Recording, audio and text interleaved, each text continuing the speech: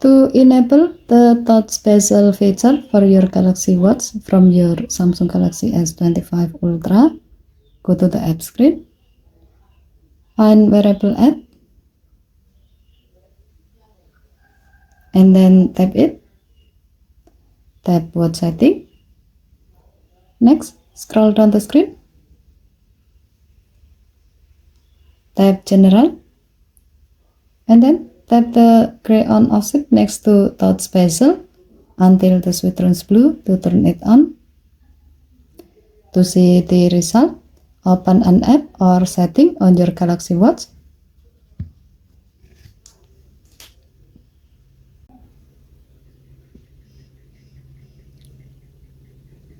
With the touch bezel feature is on, now you can easily scroll the screen up or down by swiping around the edge of the watch screen like this.